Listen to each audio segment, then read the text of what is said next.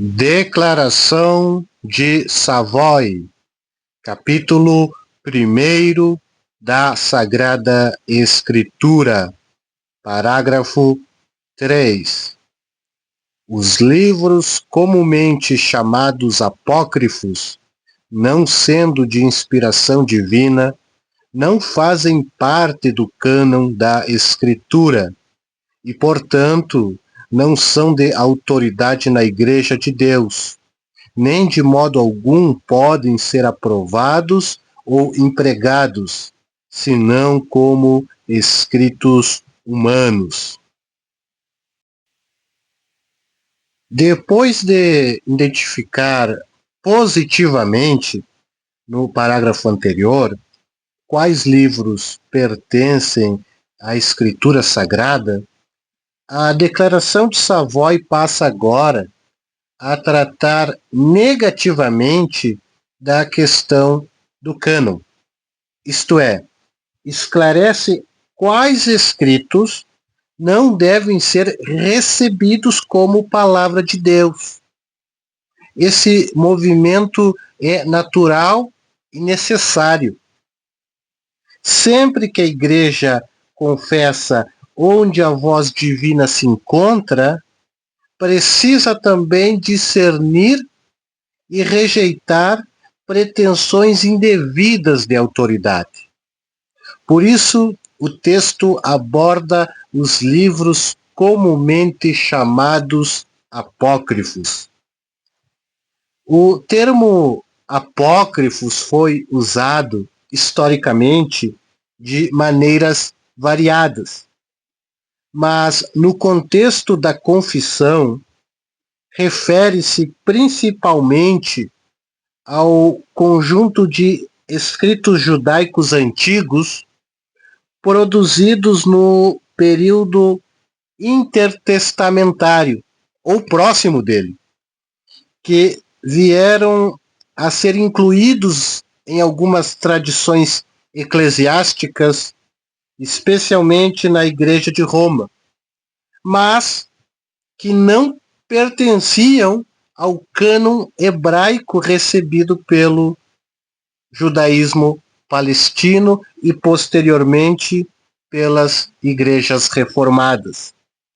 Entre esses livros costumam ser contados Tobias, Judite, Sabedoria de Salomão, Eclesiástico, Baruque, 1º e 2º Macabeus, além de acréscimos a Esther e Daniel. A primeira afirmação de Savoy é decisiva. Tais livros, não sendo de inspiração divina, não fazem parte do cânon da Escritura. A questão central não é meramente histórica, litúrgica ou devocional, mas teológica. O que define um livro como canônico não é a sua antiguidade, sua utilidade moral, sua popularidade entre certos grupos religiosos ou sua presença em versões antigas da Bíblia. O critério último é a inspiração divina. Se um escrito não procede de Deus como palavra soprada pelo Espírito, não pode ser colocado no mesmo nível das Escrituras recebidas dos profetas e apóstolos. Aqui convém recordar que na tradição reformada, a Igreja não confere inspiração a um livro. Ela reconhece a inspiração já presente. O cânon não é criado por decreto eclesiástico, mas discernido pela recepção daquilo que Deus efetivamente deu. Assim, ao negar que os apócrifos sejam inspirados, Savoy afirma que eles não possuem a marca própria dos livros canônicos e, portanto, não pertencem ao depósito revelacional confiado à Igreja. Essa posição se desenvolveu em contraste direto com a Igreja Católica Romana, especialmente após o Concílio de Trento, que recebeu diversos desses livros como deuterocanônicos e lhes atribuiu autoridade doutrinária. A resposta protestante não foi mero espírito de controvérsia, mas o retorno à convicção de que o Antigo Testamento normativo corresponde ao cânon reconhecido pelo povo judeu e confirmado no uso ordinário de Cristo e dos apóstolos. Embora o Novo Testamento cite frequentemente a lei, os profetas e os salmos, não há confirmação explícita dos livros apócrifos como escritura em sentido próprio. Ao dizer que os apócrifos não fazem parte do cânon da escritura, a confissão protege a Igreja de ampliar indevidamente a fonte normativa da doutrina. Isso é relevante porque algumas práticas e formulações teológicas historicamente defendidas encontram apoio preferencial nesses escritos. Quando livros não inspirados recebem status canônicos, abre-se espaço para que ensinos sem base profética ou apostólica sejam tratados como revelação divina. O texto prossegue e, portanto, não são de autoridade na Igreja de Deus. A conclusão decorre, logicamente, da premissa anterior. Se não são inspirados, não são normativos. A autoridade suprema na Igreja pertence à palavra de Deus escrita. Escritos humanos podem instruir, aconselhar, registrar fatos ou oferecer reflexões úteis, mas não podem vincular a consciência com a autoridade divina. Nenhum fiel é obrigado a crer algo como artigo de fé porque consta de um livro meramente humano, por mais antigo ou respeitado que seja. Essa frase também reafirma um princípio reformado essencial. Somente Deus é Senhor da consciência. E Ele a governa por sua palavra. A Igreja pode ensinar ministerialmente, os pastores podem exortar, os concílios podem deliberar, os teólogos podem argumentar, porém somente a Escritura pode exigir assentimento absoluto enquanto voz do próprio Deus. Savoy acrescenta ainda que os apócrifos nem de modo algum podem ser aprovados ou empregados senão como escritos humanos. Essa formulação é cuidadosa e equilibrada.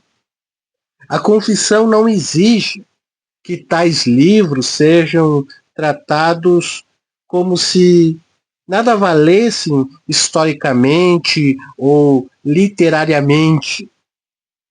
Antes, admite implicitamente que podem ser lidos e utilizados como escritos humanos.